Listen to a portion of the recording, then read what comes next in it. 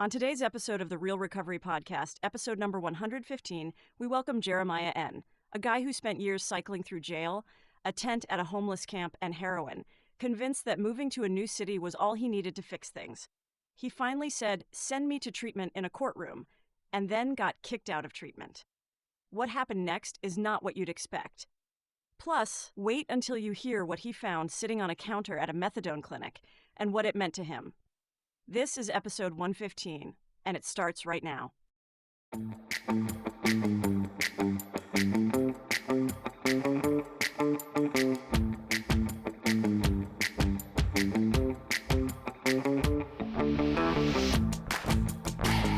Hello, and welcome to the Real Recovery Podcast. I'm Julie, your co-host, on this journey of healing and transformation. Together with my co-host, Peter, we dive into the heart of recovery, sharing stories that resonate with courage and inspiration. That's right, Julie. Each episode is a new chapter in this vast narrative of recovery, and we're honored to bring them to you. But keep in mind, the perspectives you'll hear are for informational purposes only and may not reflect the views of the podcast or our partners. Indeed, while these conversations can be a powerful part of your recovery toolkit, they are not substitute for professional medical advice. We encourage you to seek guidance from your healthcare provider for any treatment-related decisions. And if you're facing an immediate crisis, or if you just need to talk to someone who understands, don't hesitate to call the Recovery Crisis Line at 503-223-8569. The number is also on our website. Help is available 24/7. Now let's begin our episode Of recovery, real recovery. Hey, it's Friday night. We made it to another Friday. How are you, Peter? This is Julie. I am good. It's Friday night, and I did not get paid. Me either. Me either. What's that song about that? It's Friday night. Johnny Just Kemp got paid. just got paid. Exactly. Money in the pocket. Yeah, that's Johnny Kemp. Exactly. Who else did that? Oh, I don't know. No, I think Justin Timberlake did a remix or something. Oh. Yeah. Anyways, we yeah. are here at the end of the week, but we are very excited to have a guest with us in Studio H. Studio H means Peter's house. Okay. Yeah, our fans might know, but when we say it, the guest goes Studio H and they look around. Yeah, because it isn't a studio. It's just a living room. Really excited about today's podcast that dropped, Tiffany's, by the time this comes out. But yeah, no. So who do we have with us today? We have tonight? Jeremiah. Welcome, Jeremiah. Ask me how I know Jeremiah. How do you know Jeremiah? So I first seen him at Another Chance, and then he's friends with the favorite child, the only child, the special child. Ah, And Cassandra. yeah, it's coming up on 2 years. Miracles do happen. Yes, they do. And I'm pretty excited to that. And Jeremiah seems to be part of that good group. I call it the good group because I've seen some not as good groups, right? But I feel like you, her, Tristan, right? Yep. Luciano, even though he had to go back. But I think there's a little core good group there that, Absolutely, yeah. that has stayed together as far as a friendship goes. And I think I see you work your program a lot, and I see all three of those people do well. You know what I'm saying? Or four people. So I love that. And to be honest with you, we've had Tristan on the podcast. We've had Luciano on the podcast. Now we're having you. And I told Cassandra she has to do. I didn't tell her. I asked her. I really don't tell her. I asked her if she wanted to. I even offered to not be the podcast host and just let Peter do it if she felt uncomfortable. To be honest with you, I didn't want her to be for so long. Like when she worked at Sprint, oh, she's Julie's child. You know what I mean? And I didn't want her to have that pressure, that stigma, which I feel like being Cassandra's mom in that title is pretty cool.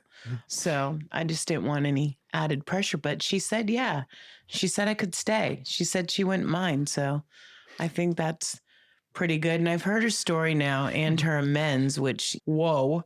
So, yeah. Our podcast mascot cat is He does on that our to guest almost lap, every guest. and I hope yeah. that it's okay. And don't freak out about his tail. Absolutely. He got into a rough and tumble with another cat in the neighborhood, and so it's healed, but it's still shaved and it looks funny. I love that. Shout out to our other number one fan. Hope she's healing. Yes. Yeah. And I'm really excited for next week's podcast. I just want to put that in. I'm so excited for America, Australia, wherever to hear the sock story. I know it sounds... The burgundy sock story. I just really excited because I use that in almost every day in my life. One sock at a time. Don't get overwhelmed. So stay tuned for that That's as well. Paul. Yeah. He's Paul, coming up next Friday. So this will be out before that happens. So welcome. Glad to be here. I'm excited you're here. Been waiting and grateful that you gave up your Friday night to come spend time with us. Yeah. Really grateful. When I was drinking Friday nights, don't touch my Friday night. I'm going out. I'm going to party. Now it's, let's see. What are we going to do? Friday nights. Let's record a podcast. Look, that's funny because the city was open Thursday, Friday, Saturday, and Sunday. Yes. So I only had 3 nights free, Monday, Tuesday, and Wednesday. And to be honest with you, I was recovering from Thursday, Friday, Oh, my Saturday, God. No and doubt. Sunday. Dead serious. Yeah. And then there were other times when there was no downtime, right? So Jeremiah, we were talking a little bit earlier. First thing I said to Peter tonight when you pulled up was Jeremiah's good with cards. And then we were... Cards. Yeah. Maybe cards too. Nope, definitely not good with cards. Cars, great. Sweet. I'm okay with cards. I can't change the oil or tire in the car, but that's why there's AAA. Just saying. Yeah. So let's talk about how we get to another chance. Let's start with your childhood and then how we get there. So when I was growing up, my mom was she was that mom of, look, I know kids are going to be kids and you're going to try different things and you're going to want to experiment. Her only request was just do it at home so I know you're safe. And at that point in time, I tried drinking a couple of times, but nothing really took off with me. Is addiction part of your family? I do believe so, yes. My mom had spent time in prison years ago for drugs. Me too. My real father, I honestly don't know him. But when I was a kid and she told me, that kind of took the fun out of things. Because as a kid, we want to rebel and can't really rebel at the point she's telling me, I don't care what you do, just do it at home. I promise you I was not that mom. And so my addiction didn't end up taking off until I was an adult. And at that point, that's when people look at me and they expect me to be doing good and not being up to no good. And I started getting into drinking all the time. That same story everybody has. Go out to the bar and I'd wake up at home, not sure how the hell I even made it there, not sure where the rest of the night went. Yeah. And they're done that. Then got into pills. Haven't done that. And managed to still hold a job, even though I was obviously at that point able to look back now and realize at that point that even though I was still holding my job, I was falling into addiction. People don't realize, but there's 16 million functional alcoholics and addicts. That's how they pay for their drugs. When I heard that number, I was shocked. That's crazy. Yeah, we hear about the ones, the tragedy, the prison, the treatment, but we don't hear about the 16 million that just do it their whole life and keep a job. They're not the best performers, right? And then die of alcoholism later on. Yeah. So it's crazy. I read a lot of stuff about facts and stuff. Oregon facts overwhelm my brain. No, seriously, the fact that we're second highest in addiction and second last in treatment facilities. That's nuts. It is. There's 15 kinds of fentanyl right now. Yep. It's crazy. And I don't think people really realize that.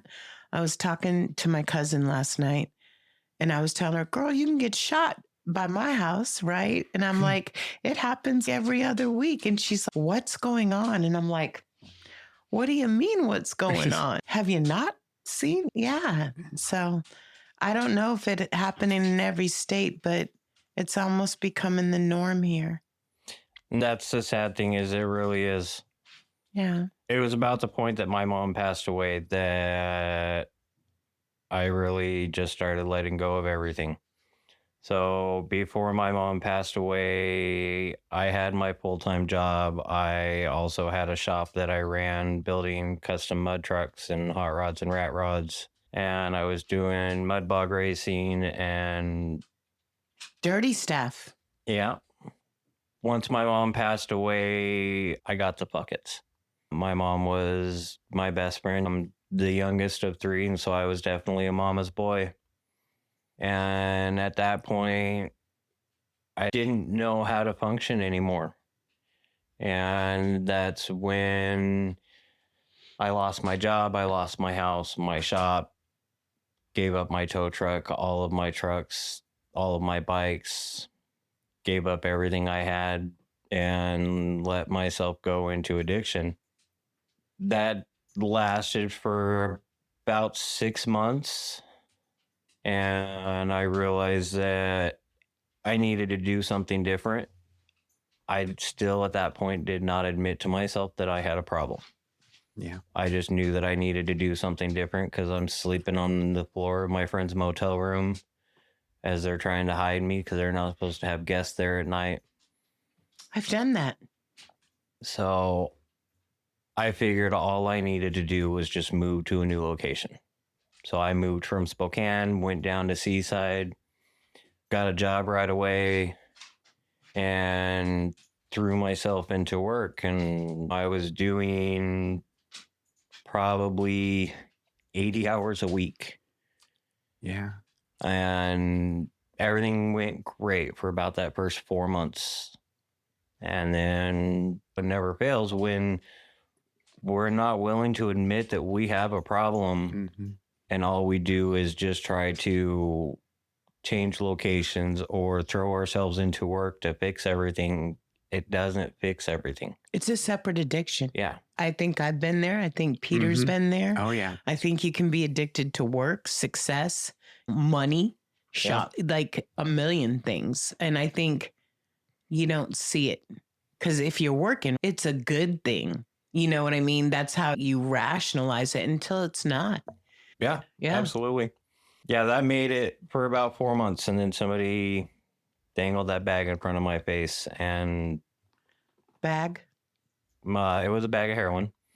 And so I dove head first off that cliff right into getting back into doing heroin. I didn't know you did heroin. And I have to tell you, a bag of heroin, damn. That just sent me down that downward spiral. And that lasted, that whole downward spiral went for about 5 years. Fast forwarding to, by the time that I came into getting sober, I technically was homeless. Although realistically, I lived in the county jail and I stayed in my tent at the homeless camp randomly because I would maybe make it out of jail maybe a couple of weeks, if that, before I would be arrested for something else. I call that life on the installment plan. Yeah. No, I hear you. It got to that point where every one of the guards at that jail, every cop in that county, they knew me by face. They knew me by name. Not people you want to know. Not in the sense that they knew me, no. Yeah. Heroin, though. Heroin is a very tough addiction. It really is. And so it got to that point where I had tried getting clean at one point. And I told myself, if I move up to my dad's in the middle of nowhere, up on the mountain, couldn't get drugs, then I can't get drugs and I can get sober. And that's all I need to do.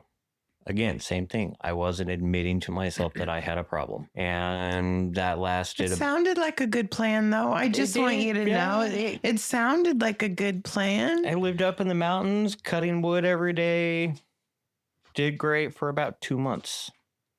And then I found myself back in Spokane, staying on the couch with the same people that I was hiding out on their motel room floor with. And They don't sound like the best friends. they're definitely not the kind of people that you would call friends. Yeah. I will say that ultimately they do really care about me, and they did. They were in their addiction. They didn't know what else to do other than, oh, you need somewhere to stay? Okay. Oh, you need some drugs? Okay. Anytime that I ever needed help with anything or needed somebody, they always were there for me. Okay. At this point in time, they were a married couple. The last that I had talked to them, they had separated and he was still using, but she got sober and she started working at a recovery center. Nice. But when I was staying with them after I had gone back to that from my dad's, I was sitting at their house, and then I come to and they're freaking out because I had overdosed and they almost couldn't wake me back up. Wow. How scary. And it scared them to the point where they told me that I couldn't stay there anymore. I needed to find something else to do. That is scary. And so I ended up going back to Seaside because my thought was, if I'm going to be homeless with nowhere to go, I'm going to at least go back to the coast where I know where to go to be homeless. I know where to go to be able to get what I needed to survive. And I took myself out there and did that for about 4 years, that point in time, until I finally just hit that point where I was tired of that lifestyle. I had moved from heroin into doing fentanyl and meth. And Question about that. okay. So when you first started doing heroin, fentanyl wasn't around. No. Okay. So do you think, because I believe there's no recreational drugs anymore. I don't believe there's any real heroin. I don't believe there's any real meth, right? I believe everything is cut with fentanyl for profit, right? Is that how you got into fentanyl, or did you make the choice to do fentanyl? So heroin had gone through this stage where it was almost impossible to find. Like I said, yeah. And so I started doing fentanyl because I was able to get it, and it felt like almost the same high. Eventually just switched to just fentanyl because I had realized that, like, when I did heroin, I couldn't even get 24 hours away from it, and I'd hanging my head out a window throwing up for 2 days straight. Understood. I've seen it. And when I did fentanyl, it didn't lead me to that. Okay. And so in my mind at that point in time, I thought, okay, this is better for me. Oh, I can understand that because I tried cocaine, right? And it irritated me that you had to keep getting high, right? Because cocaine didn't last. So I justified meth because you could just do $20 worth and you'd be high for a couple of days. It was economical, right? Excuse my ignorance. I've never done heroin or fentanyl. Fentanyl wasn't even a thought so I always wondered that because we've learned a lot of things. I'm going to tell you, just 5 episodes ago, I never had heard of spice. Okay, synthetic weed. I had never heard of that. We've learned about monkey snot. We learned about a lot of things on this program. And so I'm always curious. And then a friend of mine, he runs a pretty big facility. And he was the one that said there's really no recreational drugs anymore. You know what I mean? So that's why, that's what I heard, is that heroin is not available. Like, Yeah. yeah. Yeah, I hit that point, like I said, where it was just really hard to find. And that was when I decided to just go to fentanyl, and then kept going with that. when I had started to get close to that point of wanting to get sober, but not wanting to get sober, the biggest thing that I was tired of is I was tired of the withdrawals. And so I went to the methadone clinic in Seaside to get started on methadone. And I went in there one day and they told me, they're like, you can fill out the paperwork. We probably can't get you in today. You can wait for a while. And I wasn't really feeling it. So I ended up leaving there that day. And then I came back the next day. And this time when I came in, I walked in there and I look on their little counter as soon as you walk through the door, and there's this necklace laying there with a frog emblem on it. And that to me was a sign. So the story behind that is my mom's favorite animals her entire life has always been frogs. When she found out she was dying from cancer, she found a hat with the acronym frog written on it for fully rely on God. Fell in love with it. That became her thing. That became a big thing in my family. I love that. And so when I walked in there and I seen that necklace sitting there, nobody at the methadone clinic knew where it came from. It just was there. And so they ended up letting me keep that. And at that point, I knew that was a sign that I was in the right direction. I was in the right place. They say odd or God, right? Absolutely. Yeah. It was definitely a God shot. I love that so much. Can you tell me the acronym again? Frog. Fully rely on God. I love that. I get something new every podcast. It's crazy. I don't know. It works for me. Yeah. And then I'll be through the week and I'll get some rejection and I'll know it's redirection, right? I'll be overwhelmed and no, I'm serious. I'll be overwhelmed and I'll be like, one sock at a time, right? No, and these things just stay with me. And I love it because I have to tell you, I'm going to write a book on the best quotes from the podcast. And this is a good one. I just want you to know. I love that. Okay, so you got the necklace. So I got that necklace and actually stuck around, got started on methadone. And at that point in time, I still wasn't ready to quit, wasn't ready to get sober. I was using the methadone as my way to not get sick when I didn't have my drugs. But don't, if you test for drugs, they kick you out of the methadone program? No. Okay. And that went on for about 6 more months.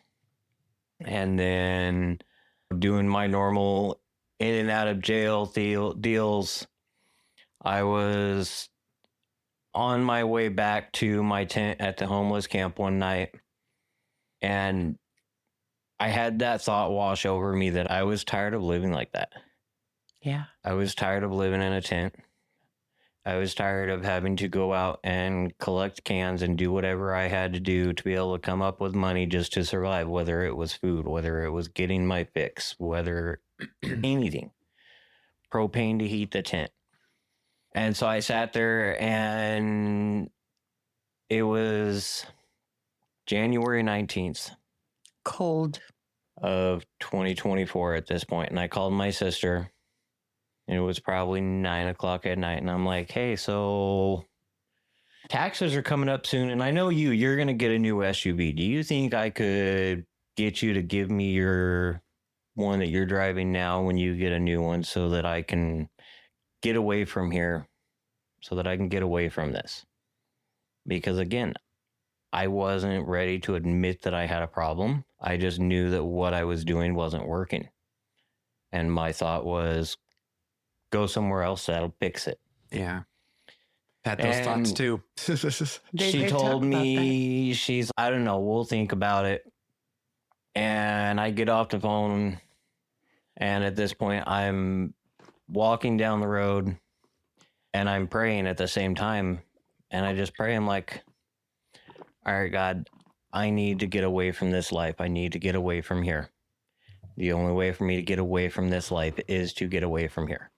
because if I stayed out in Seaside, I would not have gotten away from it.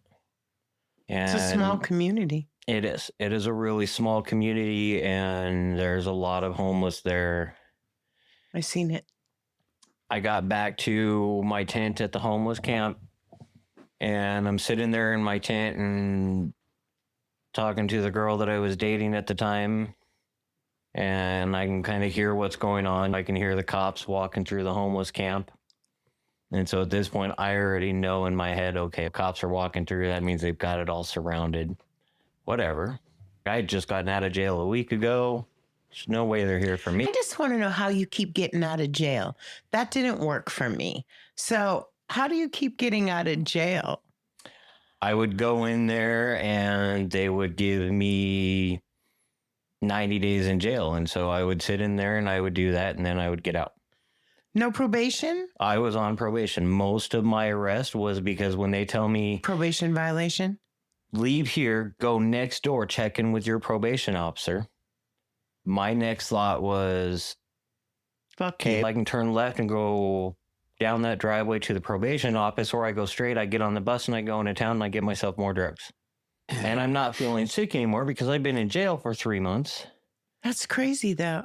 And so that was where my brain went with it, was, why do what I need to do? No, I understand your thought, right? That makes perfect sense to me. I don't understand the court system, because if I was your judge, you would have been mandated to inpatient treatment. I'm just saying. So it was basically getting to that. So that night, when I could hear them walking around after I'd gotten to my tent, after praying on my way back to just help me get away from there, I walked out of my tent and got on the bike, and I got to the exit for the homeless camp, and 2 cops step in front of me and 2 behind me. And they're like, oh, hold on, Jeremiah. Do you have anything in your pockets we need to know about? And at this point I knew, okay, that's them arresting me. And I'm thinking, the hell am I being arrested for? I just got out of jail. They arrested me. There was a case with a generator that they were looking for, and a bunch of the other people at the homeless camp, because some liked me, some didn't. And they're like, oh, sure, he's got something to do with it, or he knows where it is. And of course, because of my history, the cops immediately, okay, yeah, that's got to be it. So they arrested me for that.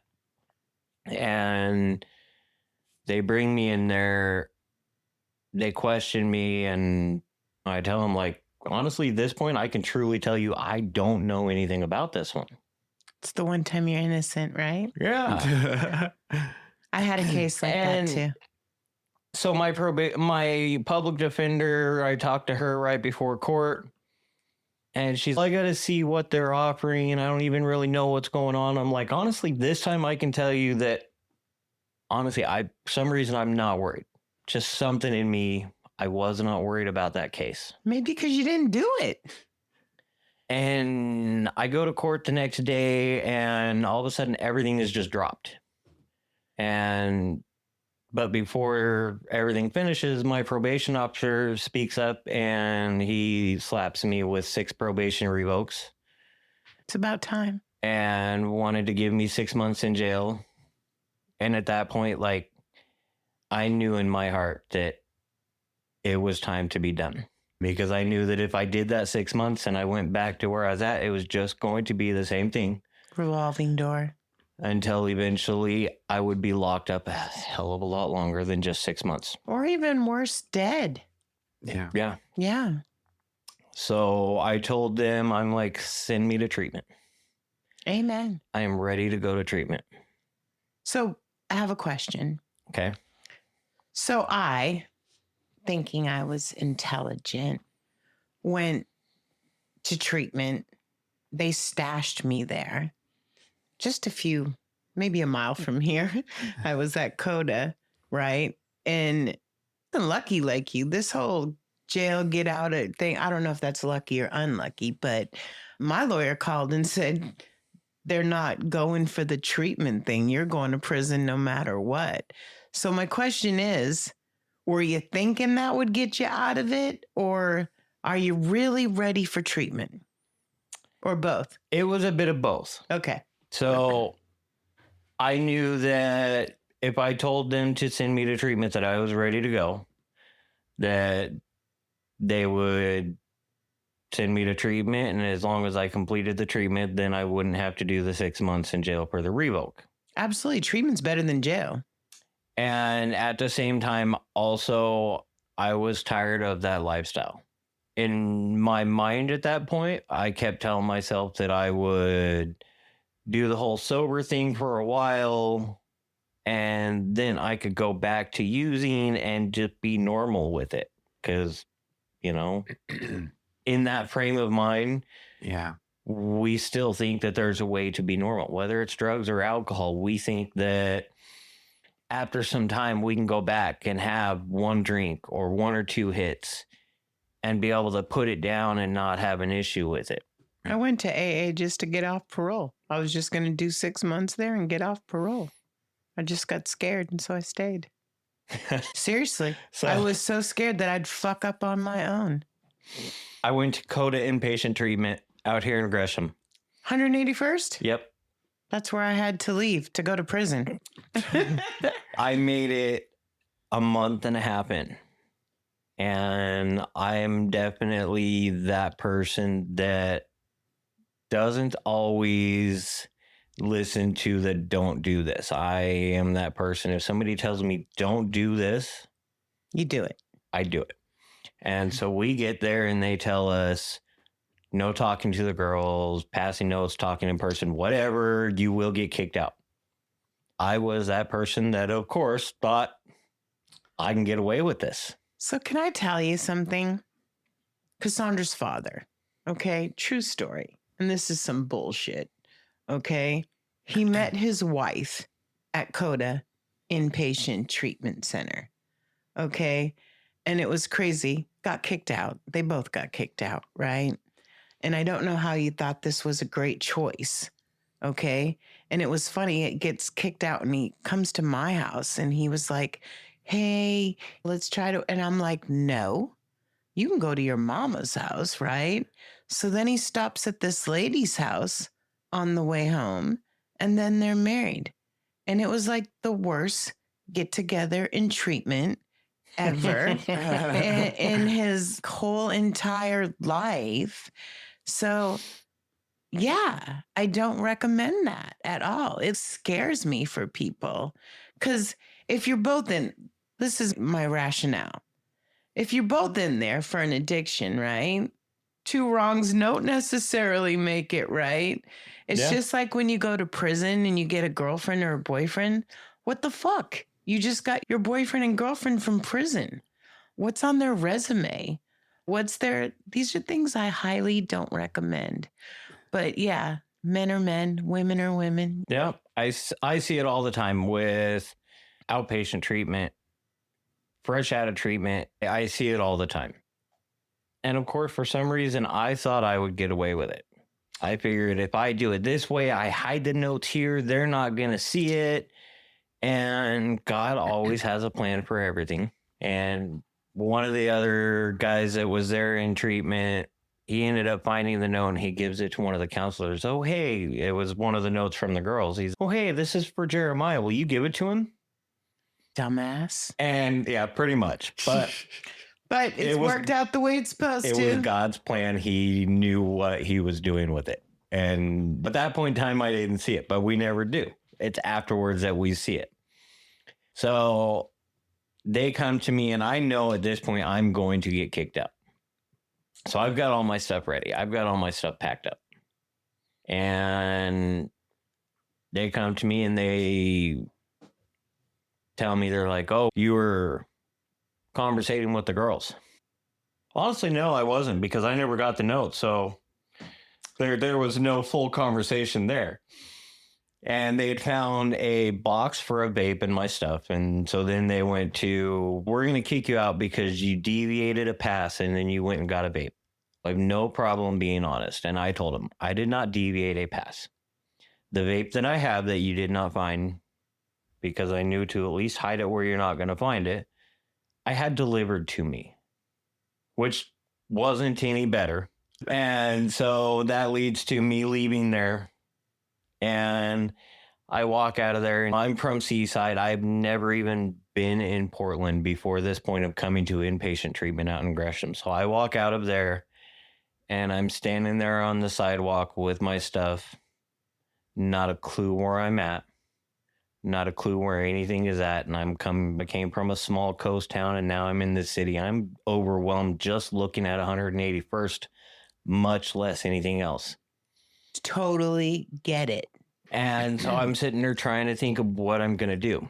I know that technically I am supposed to go back to Clackamas County, get in touch with my probation officer and let them know. And then at that point, they're going to send me back to jail, and I'm going to start that 6 months all over from that point on. And so I'm thinking in my head, all right, if I go back to Seaside, I've got two options, and both are going to lead me in jail. I either go turn myself in and I'm in jail, or I go to the homeless camp and try to And you're going to end up hide out back there, in jail. and I'm going to end up back in Exactly. jail. They'll find you some way. The cops out there know me by face. They drive by and they're like, oh, hey, that's Jeremiah. Yeah. And so I knew that I did not want to go back there.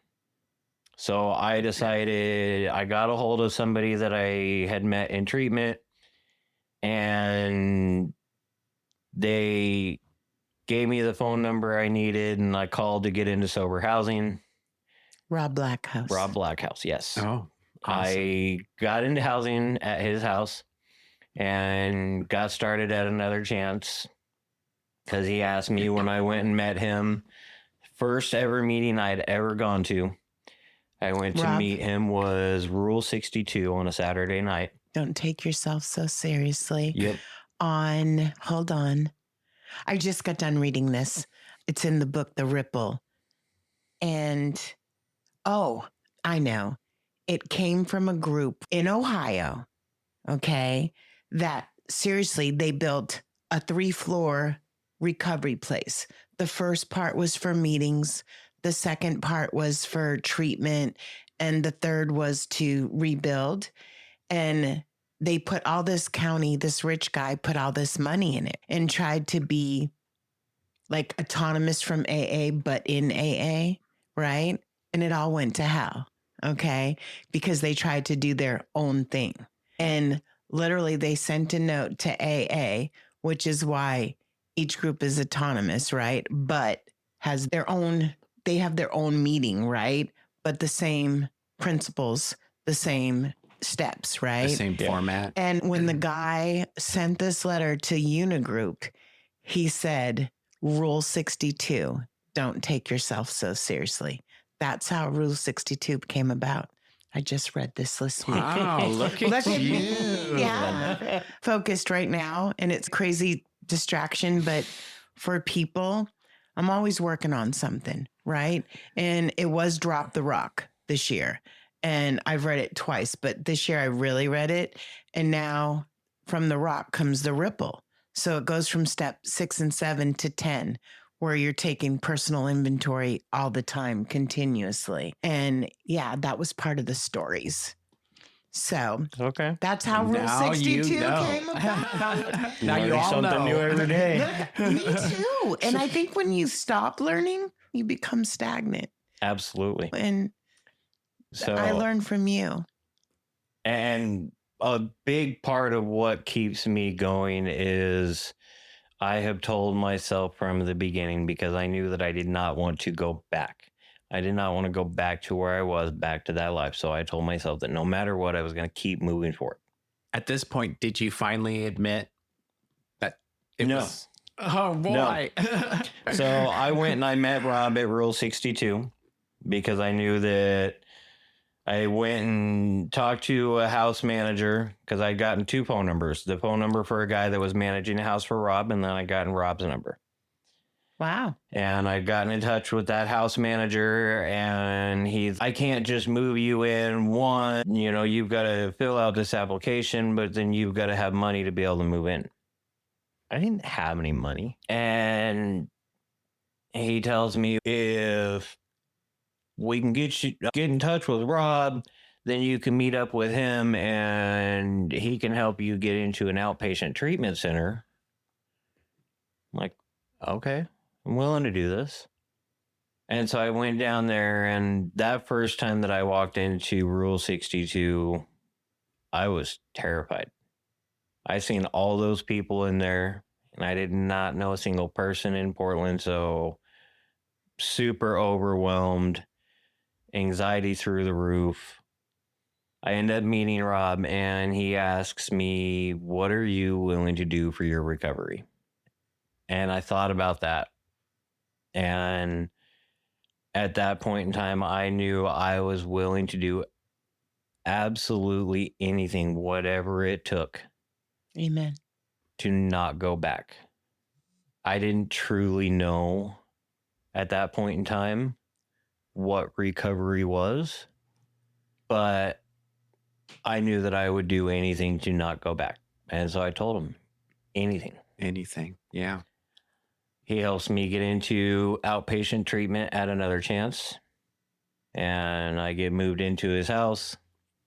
And I'm going to meetings, and I'm out there at a meeting that he held at his house for a while, which was called Plinky's. Great meeting. I love that meeting. It's a fucking weird name. So that meeting was named after a dog, if I remember right. Okay. Oh, Because I've never heard of Plinkies. Plinkies. Yeah, that's interesting. But I'm out there, and like the first time I go to that meeting, my house manager is there, of course, and he's, oh, you need to get a sponsor. You should get a sponsor. And at that point in time, I'm still stuck on that. I can do this my way. I don't need to take these suggestions. I don't need to do it your way. Have some control issues? All I need to do, absolutely, yes. All I needed to do was just sit in the back of the room, not talk to anybody, stay sober, and that was it. That was all. That would work. It got to my second time there, and my house manager still, oh, you should get a sponsor. And I, at this point, started talking to a couple other people there, and they're like, oh, did you get a sponsor yet? And they give me a book. And I'm like, well, Is it my book? It's the big book. That's my book. Yeah. I didn't write it, but I'm just saying, was it the Book of Alcoholics Anonymous? I still have that same book. And I love that. so I sit down, and this one guy turns around and he looks at me. He's, I'm going to be your sponsor. Give me your book. And he writes his name down in my book. He did not become my sponsor, but him and I still talk. The guy that I ended up picking for my sponsor. So every time that I went to that meeting, Plinky's meeting. Plinky's, I seen this same guy. I seen him at Plinky's, and I seen him at SIS. And every time he seen me, he walked up to me and gives me this big hug. Hey man, how you doing? How's your day going? Glad you're here. That's my sponsor. And just acted like we had known each other for years. And honestly, it kind of terrified me at first. And so when I finally gave in to find a sponsor, some reason that voice in my head, it told me to go talk to him. And so I went and I talked to him, and he became my sponsor. What's his name? Kerry Poorman. Fantastic sponsor. Him and I are actually at this point really good friends. And it was a God shot picking him. We have similarities in our stories. We get along really well. And he has been able to teach me what I needed to learn and be able to guide me in the direction I needed to go. Control issues, if I can do things my way. Like I broke down to get the sponsor because my house manager kept telling me, and I figured, okay, if I do this, it'll get them off my back. You said something, and I think it's like probably our biggest problem, and maybe you'll agree, Peter, when you said do things my way. If we really think about it, what was our way? Your way got you fucking homeless, right? Your way got you in a tent. Your way got you in jail. Me too. Yeah. My way got me arrested in prison, right? Like all these things. My way, it's like when we think we can do it alone in our way, Yeah. it's like the fucking biggest mistake. I know now, and trust me, it took me a minute. I'm hard-headed too, and you can't tell me shit on a good day. I'm the boss, not you. But my way has not worked in so many things. It's crazy. And I have control issues too. Just a few. A lot of us do. But when I don't feel like I have control in something, like completely no control, I feel anxiety. You know what I mean? When I get overwhelmed, when I feel like I have no control in something. Yeah. But I know that my way is not usually the best way. Yeah. And that was something that I ended up figuring out when I got him as a sponsor, and I kept hearing all these suggestions of read the book, do the steps, be of service. And that first thought was there's exactly. There's no way I'm doing any of that. Well, and the book is hard. I say this all the time. The book is not like nighttime groovy reading. It's got some big fucking words in it. I'm being honest. They intimidated me at first. Yeah. And nobody would be my sponsor for the first year. I got rejected like twice, told no. Yeah. My issue, I didn't have any issue understanding the book. My issue was I thought of those suggestions that they gave me, and that was in my brain, that was bullshit. All of them telling me these things that I needed to do that I didn't need to do. And I love my sponsor to death. He tells me to just agree to take one suggestion. So I'm like, okay, fine. I'll agree to one. Not all these multiple things. I hear you. And he's like okay, so one sock at a time. One that I want you to agree to is don't say no to any unreasonable request. That's a big one. It dawned on me. I'm like, okay. And then it dawned on me at that point that he just got me to agree to every single suggestion. Yeah, that's what I'm saying. That's a big one. I would have agreed to maybe go into a meeting or something, but fucking that one is huge. And I love that about him. He knew how to get through to me and how to get me in the direction that I needed to go. So I started working those steps with him, and I started realizing that, and I share this all the time when I share at meetings, doing things my way is what got me to where I'm at.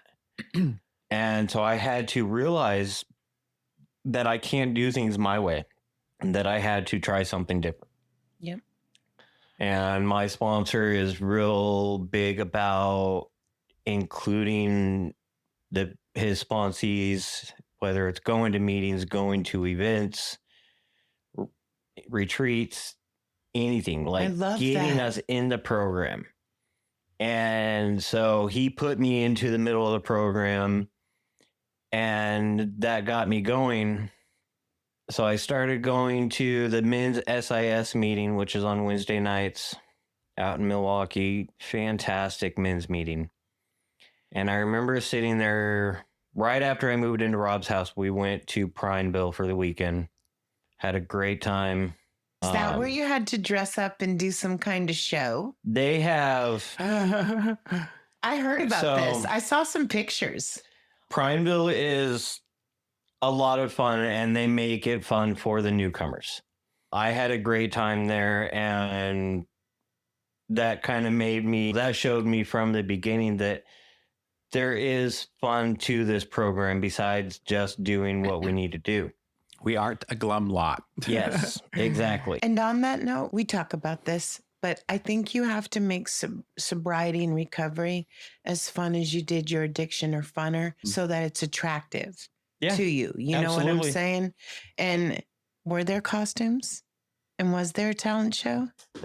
We don't really talk about Prineville outside of Prineville. It's like the Vegas rule. Well, how did I see pictures? I know I saw a picture. I actually am positive it because I'm not on drugs and my brain works pretty good. But okay, I won't say how I saw the picture. Okay. But it was a fantastic weekend. I loved it. Something I will never forget. I love that. And at this point in time, I'm still terrified to talk to anybody that I don't know. Terrified to talk in front of people. I came back from Prineville and, that whole fear of talking. So that is tied to social anxiety, which is tied to my PTSD that I've had since I was 14 years old. My PTSD stems back to my dad used to duct tape me to the mirror of a motorhome and beat the hell out of me because he thought it was funny listening to me scream. He would tell me every day that I was worthless. I was never going to amount to anything. Some serious trauma. And yeah, it definitely was. Wow. So that led to PTSD at a young age. And then that led to that social anxiety. Which truly might have led to everything else. It truly did. And something that I've learned is, and mentioned it already, everything happens for a reason. When I came back from Prineville, I went to that men's SIS meeting, and this would be my second time there. And I remember them asking if anybody wanted to volunteer to go do their H&I meeting on Tuesday night, where they take a meeting in the city team. Shout out to our man, Lance. I had thought about it at this point, and I'm like, not realizing that this is something that they ask every week. I'm like, okay, the next time they ask, I might do it. And then I also had that thought in my head of, I don't want to go do that. That's going to mean I've got to sit and talk in front of people. No, there's no way. I'm not doing that. It's pretty vulnerable. I heard two different voices in my head. One of them was my mom, and the other voice is a close friend of mine from the coast. And I could hear both of them as soon as I said, no, I'm not doing that, saying, really, you're not? And I was talking to my friend, and I told her, I'm like, yeah, I had this thought, and then I could hear your voice and my mom's voice in my head say, no, really, you're not? And so I'm like, next week I'll do it. If they ask next week, I'll volunteer to go do it. And I did. I kept my word that next week I went, my third time at SIS. I volunteered to go to city team. That's a big do, just so you know. I'm like super proud of you. I know city team. I know it's not the Hilton. It might be now. The new facility's pretty nice. The new facility is really nice. But at this point, because this was when they were on Grand. Yeah, when they were on Grand. So this would have been in May of 2025. Once I went there the first time, it was a life-changing experience. And I continued to go there every week. I love that. I love that so much. I did that for, a year and a half. Wow. Almost awesome. 2 years. That's fucking awesome. And it was a fantastic time. I loved getting to... And you could relate to the people coming off the street, right? And that's just it. I could relate to them, and they could relate to me. And I remember I had been doing this for a while, and I'm sharing my story. And at this point, actually backtrack a little bit. After I'd started doing that, I was at the 9:30 minus meeting on a Saturday morning. And there was a gal there that speaks up, and she's, hey, we need somebody that'll bring a meeting into 4D and Clackamas.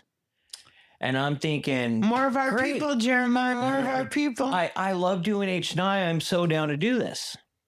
And so I go and I catch up to her after the meeting. I'm like, hey, I'm totally down to do this. I already do H&I.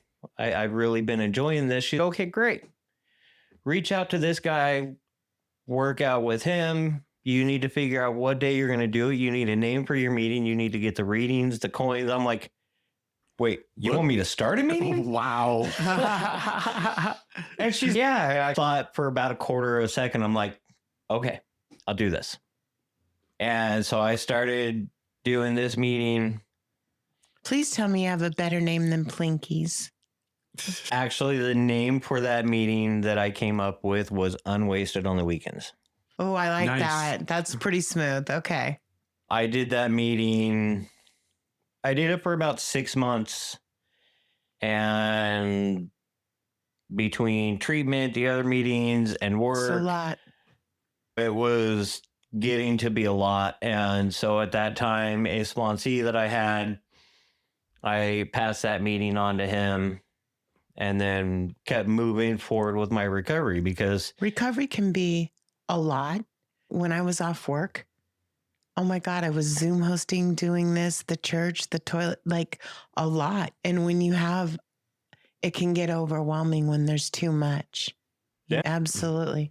I think if there's too much of anything, it Yeah. can be a lot. I'm curious, absolutely. at this point now, have you come to terms with the fact that you have a problem with drugs? And Oh, yes. okay, so you finally made that The leap. light bulb went on. I was At waiting the for you to tell that part. Point that I was starting my own meeting up and doing H, and I had came to realize when it was, I came to realize probably a few weeks into working with my sponsor that I truly had that problem, Yeah.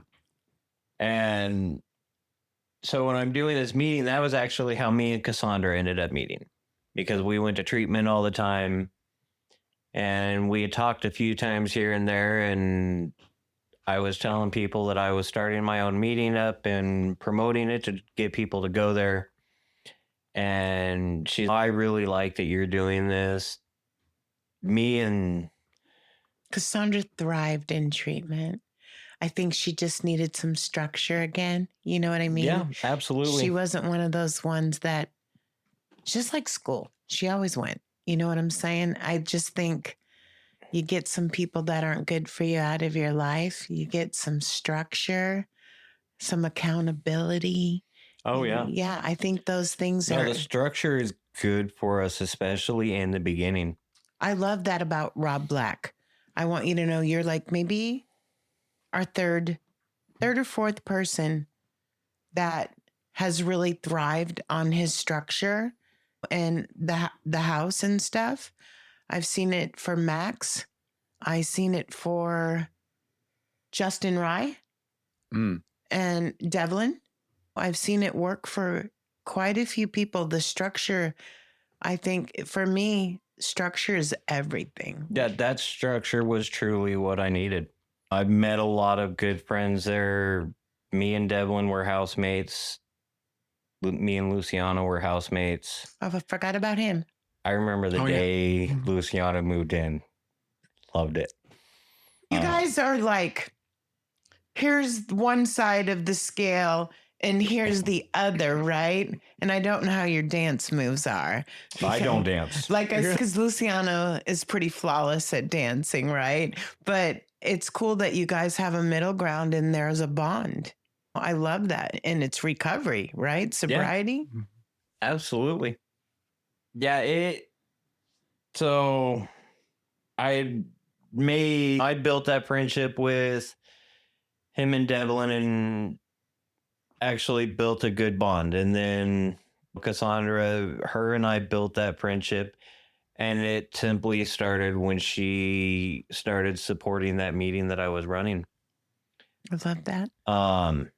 And then when I was living in Rob's house, I was just hitting 7 months sober.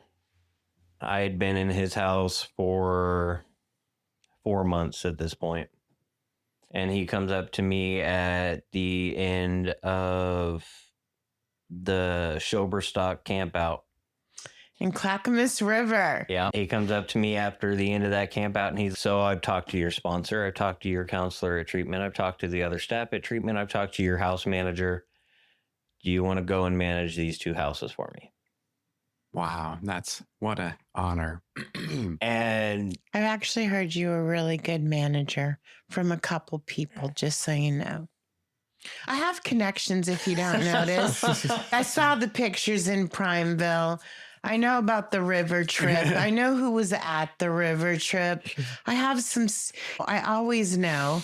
It's just You're like. Snoop. No, I'm not. It comes to me. I didn't say, hey, can I see the pictures of Jeremiah?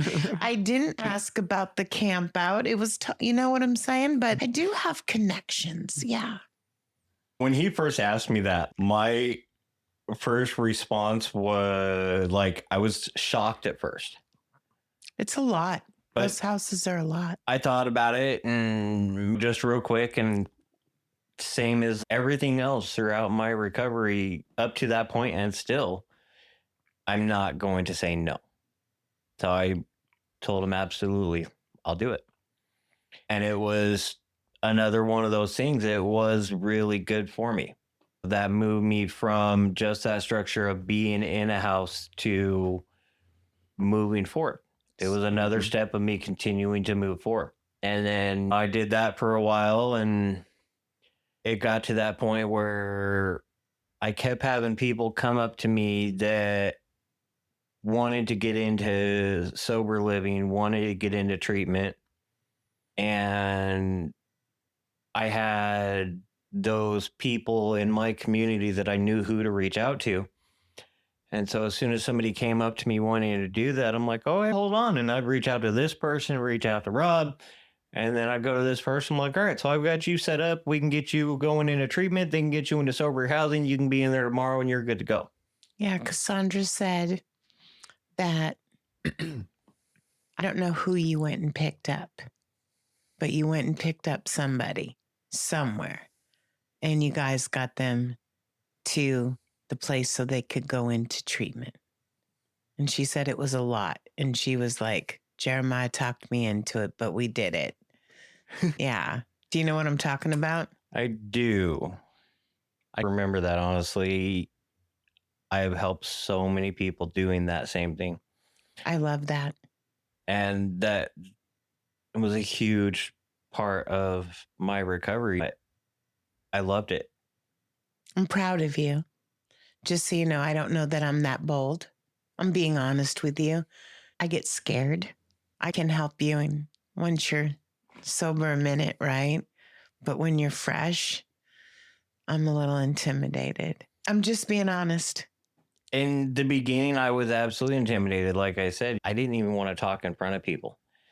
And when I forced myself to go and sit and talk in front of the guys at City Team, I pushed past my social anxiety and was able to push past it to a point where it wasn't controlling my life anymore. I remember one night I was there running a meeting at City Team, and I shared, and there's guys that had been going and they'd heard my story a few times, and other new people there. And I always found different pieces of my story to be able to share and then get into a topic and talk about that topic. And 4 guys came up to me at the end and they're like, man, you're an inspiration to us. That's awesome. I had never heard that before, and I never thought I would hear that. And I remember my response to them was I looked at them and I laughed, and I'm like, you've got the wrong guy. That's being humble, right? And you were the right guy. I can see where your story would totally help people at City Team. It's like when someone has the same background like you, right?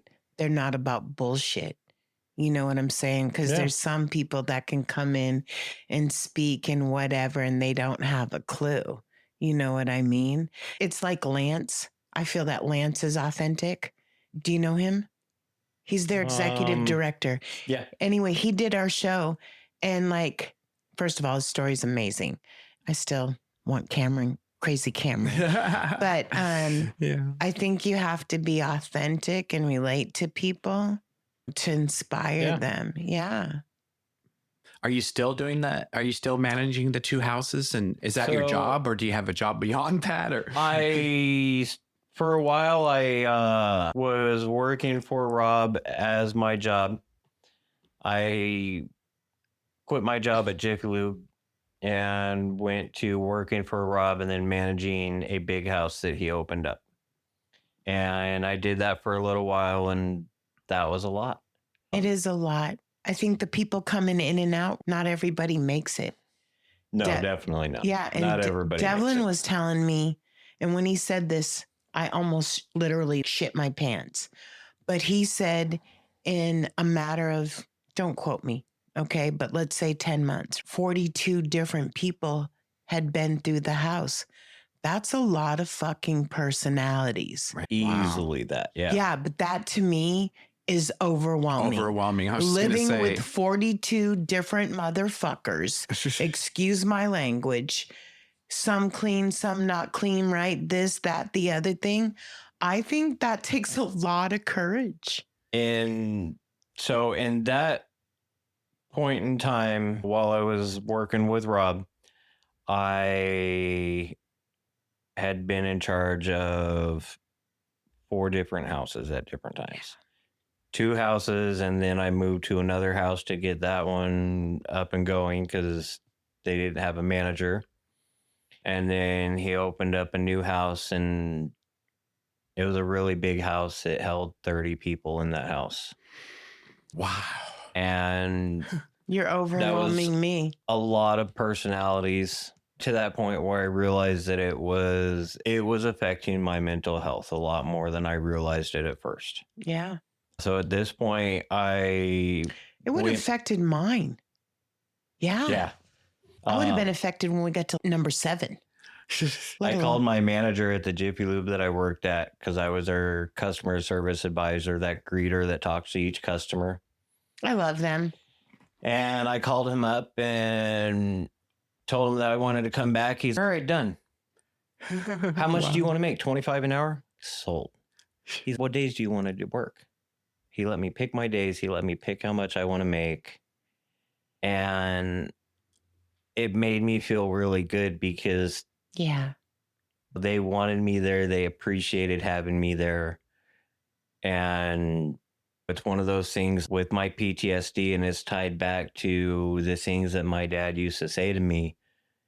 Having, whether it's people at my job or the people that I meet in the meetings and in the program, having those people that actually show, on top of saying that they like having me around, it's been a huge thing. And it's, you feel wanted, needed. Yeah. I'm going to tell you, and it's hard for me to, I don't understand. And I always say it's been a lot for me to deal with my childhood, and I feel I avoided it for forever. Okay. And it made me super overprotective of my child, like ridiculously. And my mom said to me at least 10 different times, and I can remember every time, I didn't want a child. I wish I would have never had you. And it's a horrible thing to hear. It does do damage. And then I was dropped off at the nannies. I was literally at the nannies from 6 months to 11. And then being molested there, right? You do feel unwanted. And then to choose being at the nannies and being molested over being hit. Okay. When you putting your hands on me, I thought the physical was worse than the other. You know what I'm saying? And it is a lot to get over. You got to build up your self-esteem. You know what I'm saying? I did that through work. Work gave me a lot of success, and I felt like I'm proving to the world I'm not this. I'm not an ex-con. I'm not you know what I'm saying? I'm not just these things. And then making sure none of these things happen to my child, right? Because I'm not going to let that. The thing I'm proud of the most is that I didn't let that cycle trigger down to my child. I couldn't, You're born of two addicted parents. I can't stop that part. You know what I'm saying? But I sure did try. Never putting my hands on her, making sure no one ever touched her because I would go to jail for free. But I can really relate to that. And I hope you know, because I see it and I've heard it, how much value you are now. I hope you know that you're everything. You know what I'm saying? I hope you really know that, because I think in recovery, to get past some of those things, and I have PTSD, it's continuous. There's things that will come up randomly, right? It could be something on the news. Right now, I'm really pissed off about the Epstein files, and I don't watch the news. You know it, but I'm tired of hearing about them because it's all back to that sexual stuff. Yeah. I'm really glad they made you feel wanted and respected. I love that. Yeah. And that's been one of the things that has kept me around in the program is the people that I've met in the program. They make me feel welcome, wanted, and needed. Yeah. And I was actually just talking about that earlier today when I was at the graduation. They asked me to speak. And is this at Another Chance? Yes. Cool. I share this at meetings here and there. One of the things that makes a key difference to a meeting is when a newcomer comes to a meeting and they can walk into that meeting, sit there through that meeting, leave that meeting, and not meet anybody. They're not likely going to come back to that meeting.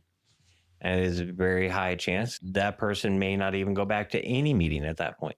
But if that new person can come into that meeting where they don't know anybody and they have 15 people come up to them, introduce themselves, start talking to them, and start building a connection with them, then that person looks at it like, wow, dude, this is awesome. I want to come back here. And they want me. Yeah, exactly. They want me no matter what I've done. They want me. And they understand me. Yeah. That is the key thing that keeps people coming back to those meetings. And so I've talked about this a lot, whether it's at meetings or whether it was today.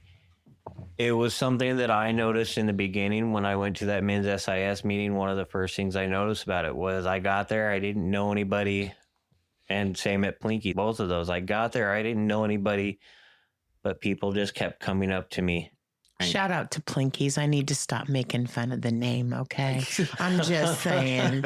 I really do. I need to stop with that because it sounds like it's a damn good place. You know what I'm saying? It really is. Yes, my apologies. And I've seen it make the difference with me, and I've seen it make the difference with other people. That's all that counts. So many people that I have met throughout this program, and I take them to that meeting, and they've gone to a couple other smaller meetings, and they think that they're like, all right, I'm comfortable here. There's 6 people here. And then I take them to that meeting. And when they first see all the people, they're a little bit overwhelmed. But then by the end of the meeting, they're like, this was amazing. I want to come back to this. So our meeting that we go to, Peter and I go to, it's the same way. It doesn't matter if you're red, green, blue, orange, straight, gay, black, white. It doesn't matter, right? Yeah. They accept everyone for who they are. It is, a lot of people say it's one of the most comfortable meetings they've ever been to. And I have to tell you, we have some people like that, the Rogers, the Dons, that just, if you're the newcomer, they're inviting you to lunch, you know, and everything. And there's something to be said for that. There really is. Absolutely. Yeah. The great things about the recovery program out here in Portland is, besides all the different options of meetings that people have to go to, is they really believe in having fun in recovery. I have gone on camping trips, retreats, gone to conventions. I went on a 3-day camping trip where we did whitewater rafting down the I did the Deschutes rafting River. trip, Jeremiah, and it was not fun. I'm letting you know that I went to fucking Moppin. Okay. We even had a guide, and I went with a bunch of, and I can say this because none of them are really around now. I went with a bunch of weenie guys. Okay. And I do mean weenie. And so the guy tells me, if you want to be safe, sit in the middle and hold the bar, right? It was a really rough day on the rapids. And every time they say paddle, fuck no. I'm holding the middle bar and I'm going to be safe. Okay. So we go over this one rapid that's rough. And this guy who wanted to go on this trip falls out and goes under the boat. Oh my and I gosh. literally reach over, almost fall out of the boat, and I scoop him up. And he got a black eye. And then they're like, paddle. And I'm like, fuck no. Next little rapid, another guy goes over and I scoop him up too. And then we get to that, what's that boxcar Willie thing? Oh, boxcar, yeah. Yeah. And they're like, do you guys want to Boxcar go Willie. over this or do you want to pull? I'm like, pull over now. Let me off this boat now. I've never been water rafting since. I will never go again. And here's my message to everyone. Don't paddle, sit in the middle, hold the bar. That is my message, but it's a good story. I tell it like, I don't know. This was like my 4th year in AA. I had the summer off because I was switching jobs. And yeah, I had a blast. I went last year. I can see you, Loved the big it. butch guy. Yeah, for sure. And like, I've already got the weekend. Like, I know what weekend it is this year. I've already got it scheduled to take off. But here's my advice. Don't go with a bunch of weenie guys. Okay. Go with some big guys that can paddle and swim and save themselves. But yeah, it was, yeah. I'm definitely not a strong swimmer. So that was actually one of the great things. We go on this trip and we go through, and we went through Boxcar, we went through Oak Spring, and we come down, go through, like, at this point, like, these are little rapids compared to the rest of what we just went through. Hell And no. we pull off on the side, and some of the people that were in my boat was this family, and they lived down in Roseburg, I think.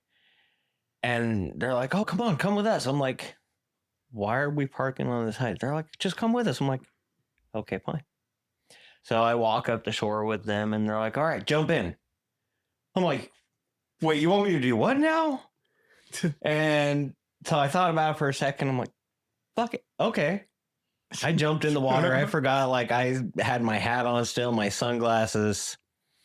And I go through these little rapids, probably like little 3.5, 4 foot rapids. And I lose my hat. I lose my sunglasses. Oh boy. And then I realized that I'm coming to the calm part, but the current's still really strong.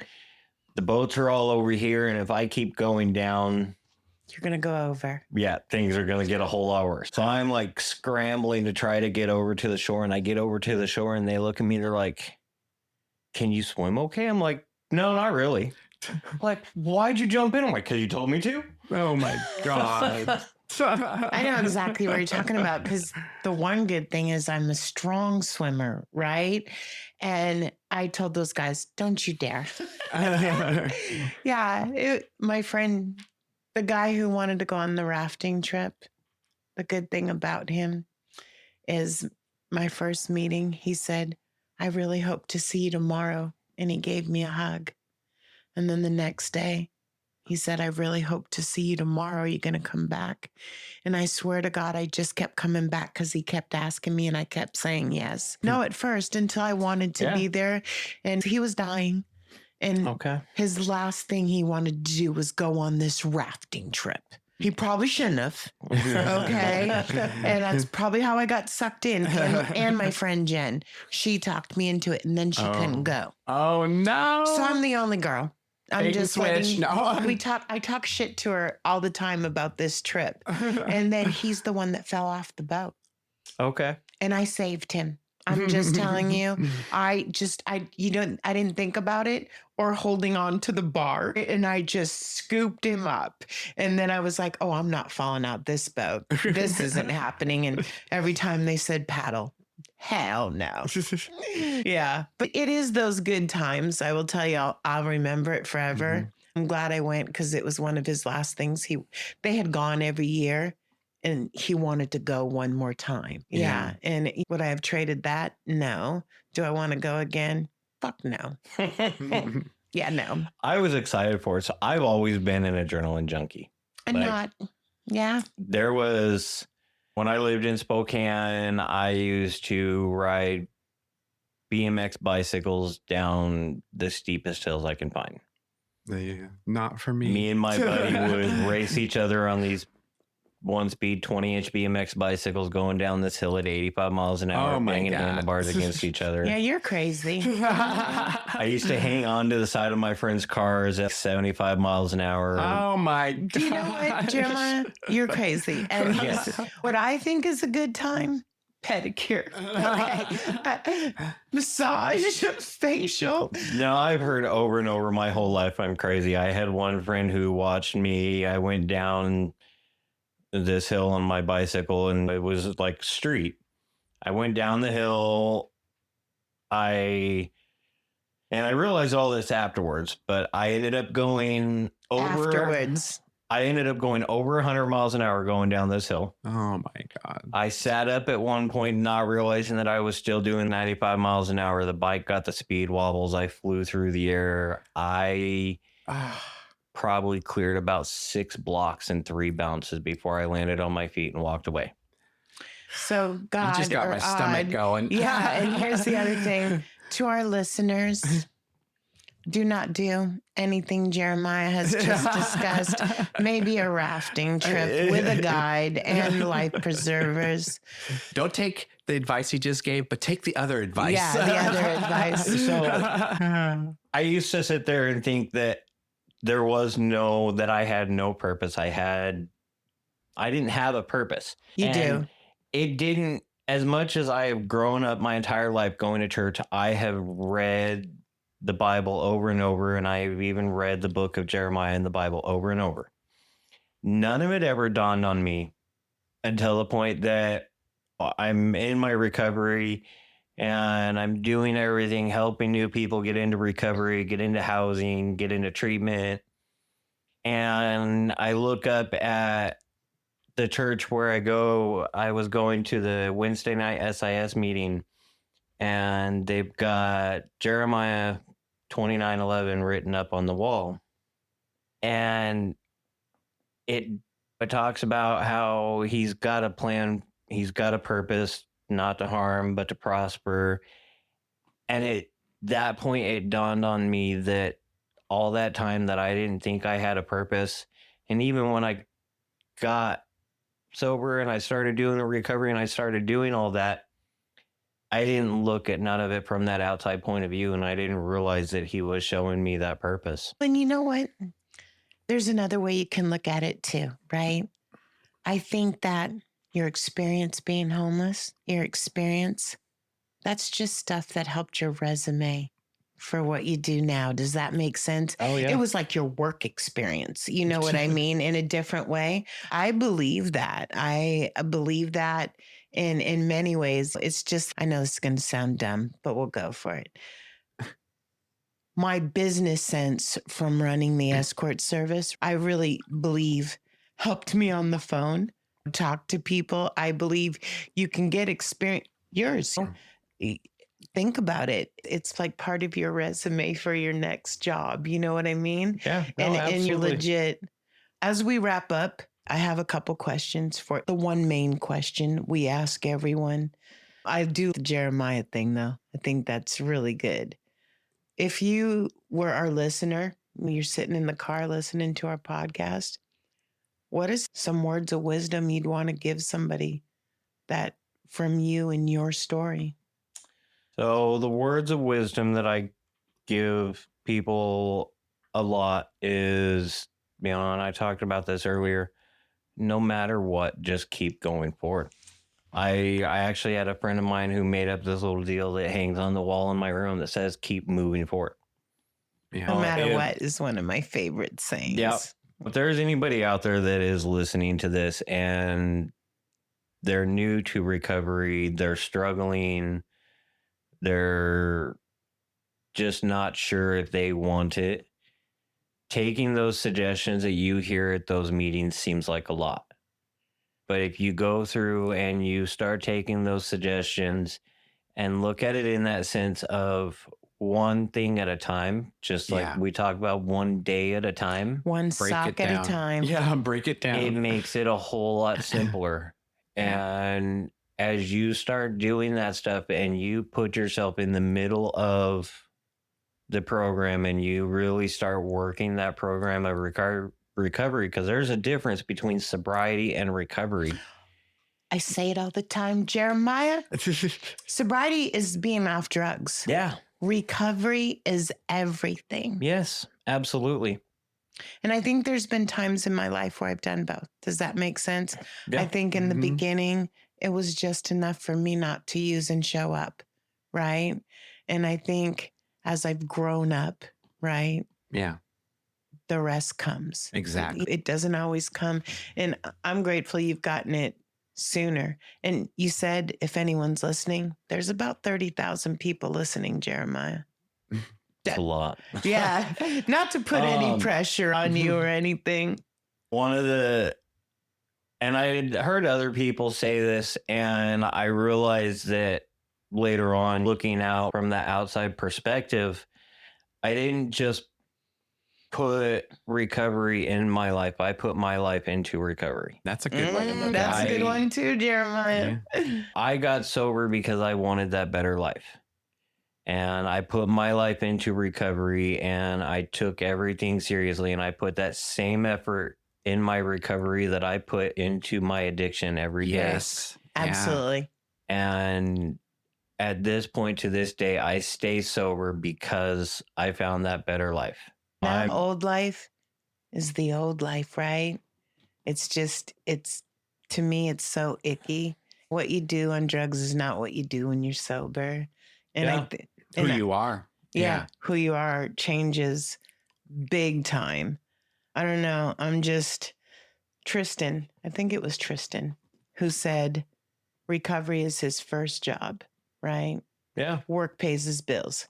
Yeah. And I love that one too. And honestly, I didn't always live by that. Work was a lot for me. Success was important.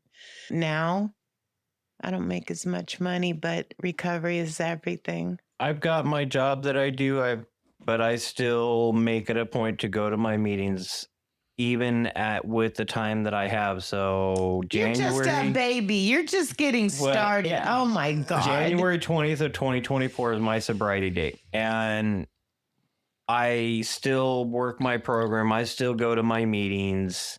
At this point, I am with Oxford and I still make it a point to keep myself involved in their program. We love them very heavily. Mm-hmm. I'm a chapter officer for them. And so's my friend Joseph. We've had Connor. I know Connor.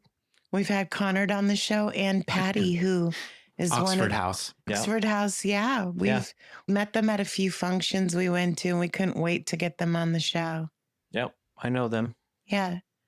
It's crazy because when we do these recovery stories, I'm going to tell you, you mentioned 5 different big things tonight. City Team, 4D, Rob Blackhouse, Oxford, right? These are all some great people and great foundations that help. And I say this all the time, that what I think from every show we've listened to, you need a foundation, right? Absolutely. To stay, you need a routine. I think that's really how you get to where you're okay. I believe I can weather any storm. Okay. I'm part of the no matter what club too. As long as I have my foundation, it doesn't mean I'm going to have everything, but I've weathered a lot of storms in recovery, more than when I was using, believe it or not. So I love this. This has been really good. Yeah. I want to tell you that giving your time unselfishly on a Friday night. Yeah. Thank really you so want to thank much. you. I really want to thank you. I was honored to be asked to come out here and do this. Normally on my Friday nights, I go to the Candlelight Heroin Anonymous meeting at the Alano Club. Oh. Fantastic meeting. I love it.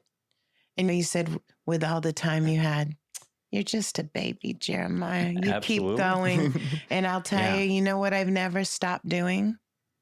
Going to meetings.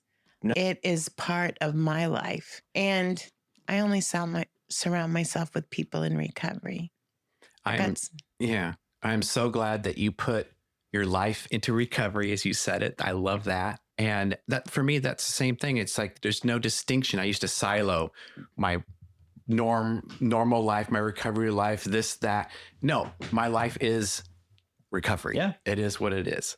And I hear that from you too. And that's what has made me successful in my recovery. And I can see that on you too. Thank you so much for sharing and for being here. Absolutely.